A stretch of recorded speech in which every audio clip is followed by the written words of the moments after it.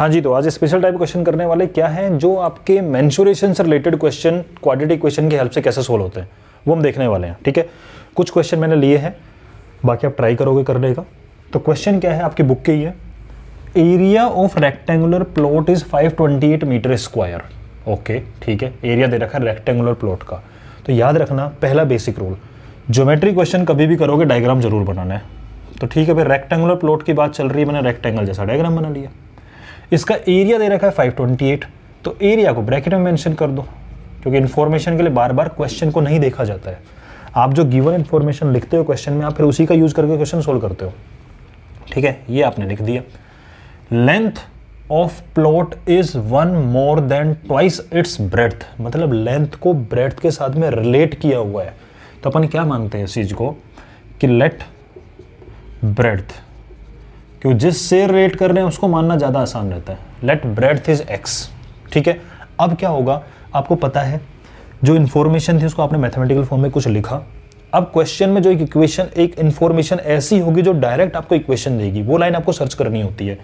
तो पहली लाइन में तो कहीं इक्वेशन जैसा फील नहीं हुआ हमें, सर है ना L × B = लिखेंगे। अरे भाई वो रुक जा, मेन चीज़ जो आ रही है उस पर ध्यान देते हैं अपन, अभी देखेंगे उस चीज़ को देखेंगे। फिर बोल रहा है लेंथ ऑफ प्लॉट, तो मैंने लेंथ को L लिया, ब्रेड्थ को B लिया। तो अब मैं उस लाइन को मैथमेटिकल इंफॉर्मेशन लिख रहा हूँ, बाद में देखेंगे इक्वेशन क्या बन रही है। लेंथ ऑफ प्लॉट, क्या मैं लेंथ ऑफ प्लॉट की जगह पे ओनली L लिख सकता हूँ मैथमेटिकली? बोले सर लिख सकते हो। फिर आया वर्ड आपके पास में इज, क्या मैं इज की जगह इज इक्वल टू लगा सकता हूँ? बोले बिल्कुल लगा दो। फिर आया 1 मोर, एक ज़्यादा। सर इधर लिखें क्या +1? ओ भाई रुक जा शांति, इक्वल टू इधर जा चुके हो आप। क्यों सर? लेंथ ऑफ प्लॉट की जगह L लिखा, इज की जगह इज इक्वल टू, अब उधर जंप मार चुके, अब इधर नहीं झांकना अपन को, हम उधर जा चुके हैं। 1 मोर मतलब +1, किससे पढ़ो? देन ट्वाइस इट्स ब्रेड्थ, किससे ज़्यादा? Twice its breadth 2x। तो लेंथ की वैल्यू यहाँ से आपको पता लगी, दैट इज 2x + 1, और ब्रेड्थ की वैल्यू आपने x मानी ही थी, आपका सिंगल वेरिएबल में काम चल गया। अब आप इक्वेशन बताओ कौन सी बनेगी? सर एरिया हम जानते हैं, तो आप लिखोगे area is equal to L × B and that is given to 528। L और B की वैल्यू रख दो यहाँ से उठा के, 2x + 1 और B की जगह रखो x। अब आप इसको डिस्ट्रीब्यूशन प्रॉपर्टी लगा के ओपन करो, क्वाड्रेटिक इक्वेशन बनेगी, सोल्व होगी। x की वैल्यू, जो x की वैल्यू आएगी वो ब्रेड्थ होगी, उसका यूज करके मान लो x की वैल्यू आई 5, तो लेंथ होगा 5 × 2 + 1। मैं तो अंदाजा बता रहा हूँ, करोगे खुद से। ठीक है, तो ब्रेड्थ की जो भी वैल्यू निकल के आएगी इसमें पुट करोगे, वहाँ से आपकी लेंथ निकल जाएगी। याद रखना ब्रेड्थ की वैल्यू कभी नेगेटिव अगर आ रही हो सोल्व करने के, क्वाड्रेटिक है, 2 वैल्यू आएंगी, उन दोनों वैल्यू में से अगर कोई नेगेटिव है तो उसको डिस्कार्ड करोगे, क्या कह के कि लेंथ ब्रेड्थ या dimension can not be negative, उसको डिस्कार्ड। दोनों पॉजिटिव हैं कोई बात नहीं, एक बार उसको यूज करोगे, उसका यूज करके लेंथ निकलेगा, दूसरी यूज करो उसका लेंथ यूज करके लेंथ निकलेगा। समझ गए? तो ये आपको प्रोसेस फॉलो करना है। अब आ जाओ सेकंड क्वेश्चन पे। भाई मुझे तो आपकी आदत बिगाड़नी नहीं कि मैं आपको बिल्कुल पका है लास्ट तक, तो कुछ काम तो खुद से ही करोगे, क्योंकि मैंने तरीके समझा दिया कैसे करते हैं। सेकंड क्वेश्चन बोल रहा है altitude of right triangle is 7 centimetre. ओहो राइट ट्रायंगल है, अगर आपने डायग्राम नहीं बनाया तो आप लास्ट तक उलझते रह जाओगे क्वेश्चन में। सबसे बढ़िया डायग्राम बना लो। राइट ट्रायंगल की बात चल रही है, 90 डिग्री मेंशन किया। अब आपको साफ साफ समझ में आ गया कि राइट ट्रायंगल में एल्टीट्यूड तो यही होता है, किसी भी वर्टेक्स से सामने वाली पे परपेंडिकुलर डाल देना, डाल तो दिया तो एल्टीट्यूड नहीं हो गया क्या?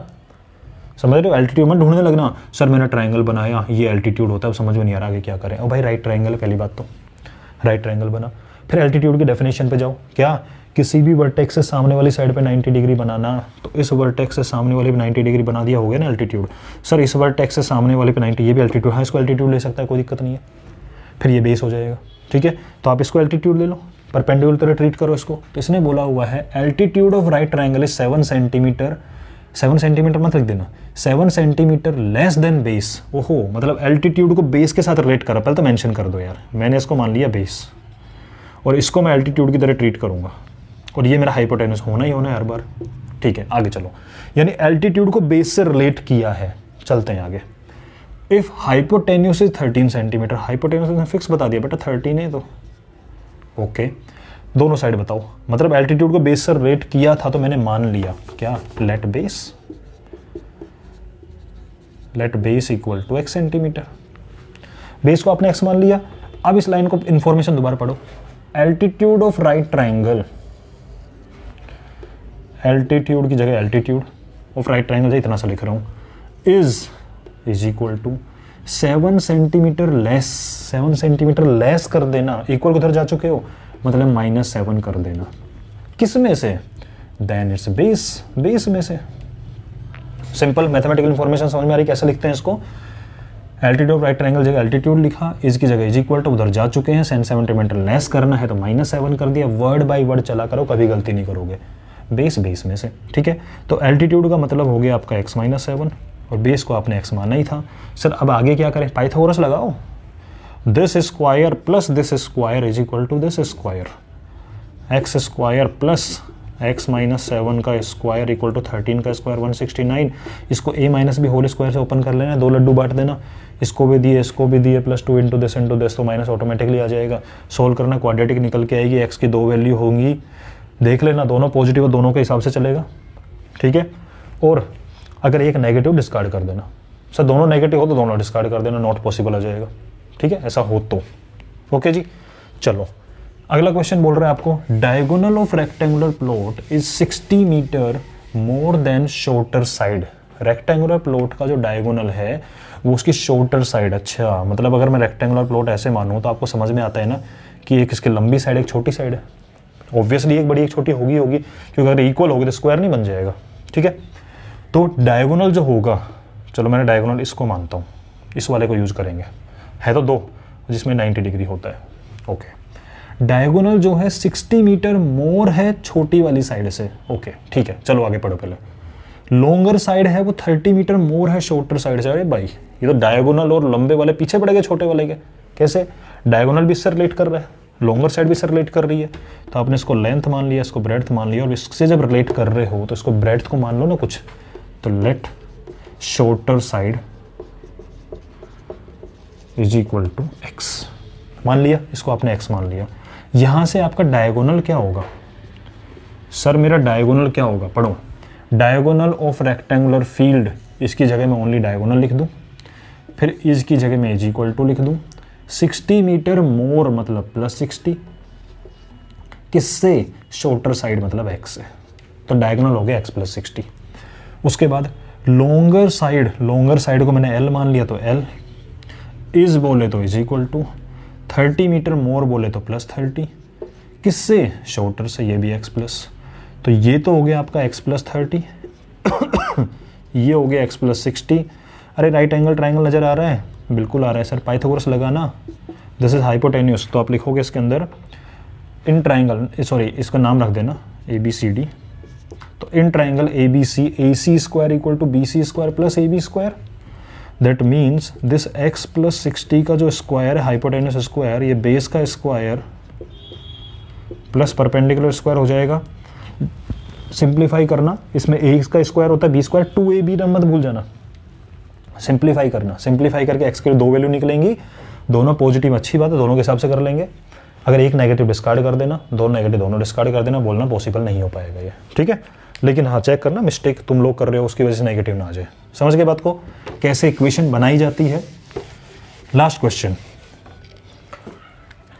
इस वर्ड का बड़ा इंपॉर्टेंस है, is it possible to design a rectangular plot, मतलब आपसे पूछ रहा है कि यार रेक्टेंगुलर प्लॉट बनाना पॉसिबल है या नहीं है, मतलब आपसे एक नए तरीके का क्वेश्चन पूछने की कोशिश कर रहा है, आप कैसे बताओ पॉसिबल है या नहीं है।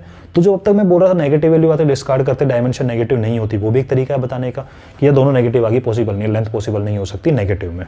दूसरा तरीका इस क्वेश्चन में देखते हैं, तो आपसे पूछा क्या ऐसा एक रेक्टेंगुलर मैंगो ग्रूव, मतलब रेक्टेंगुलर मैंगो ग्रूव बनाना पॉसिबल है कि मतलब कुछ आप बना रहे हो जहाँ पे आप आम ही आम उगाने हैं आपको, ठीक है, ऐसा कुछ समझ लो आप।